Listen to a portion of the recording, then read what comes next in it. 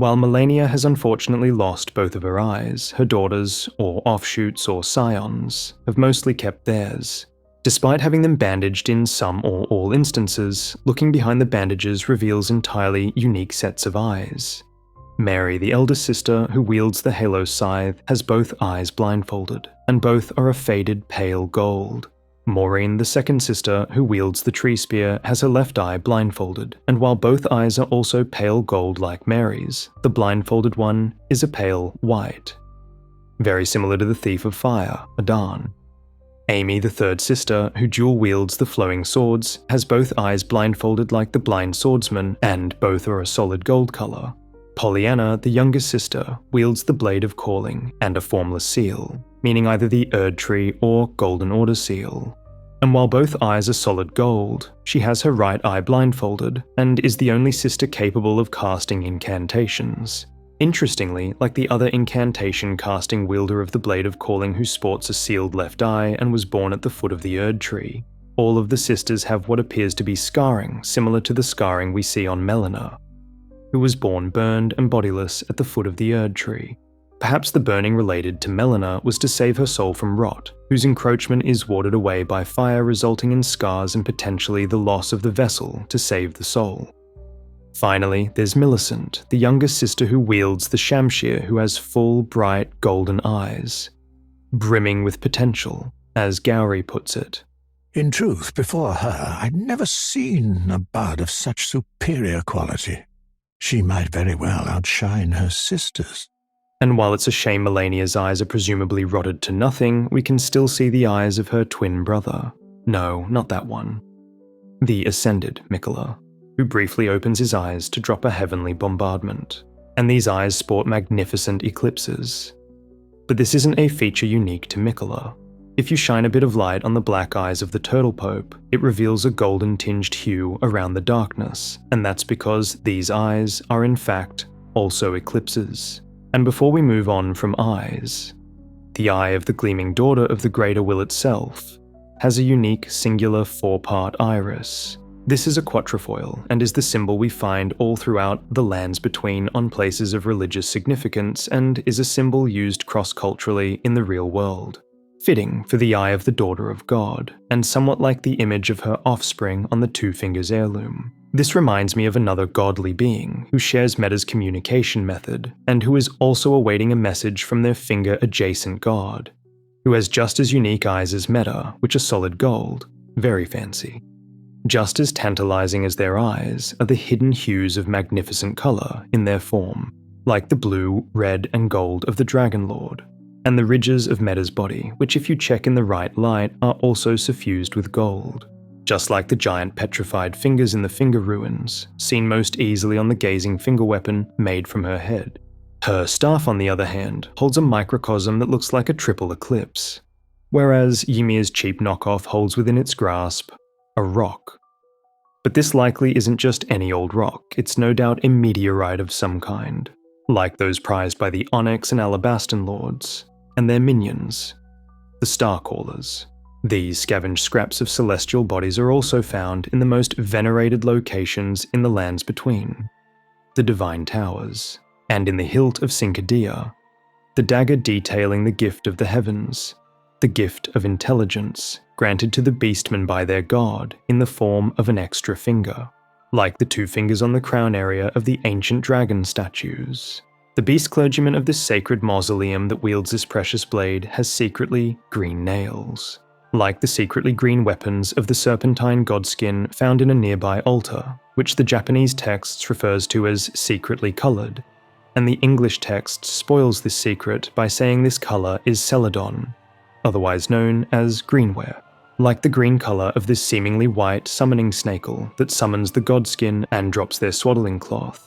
This makes me wonder if Malekith and or Serosh, both of whom are blinded, had green eyes, like those of the dancing divine beasts. And if you watch the cinematics of Malekith and the divine beast side by side, there is an astonishing likeness.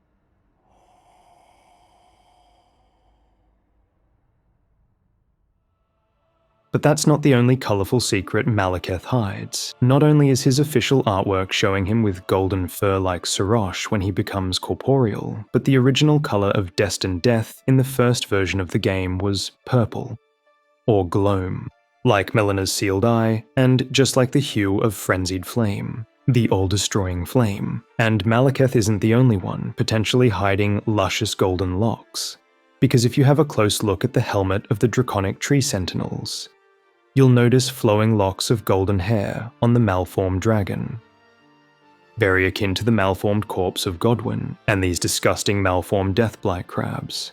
And while Godwyn managed to defend Leyndell from the incursion of the ancient dragons, he wasn't around to defend the capital from a force far more sinister.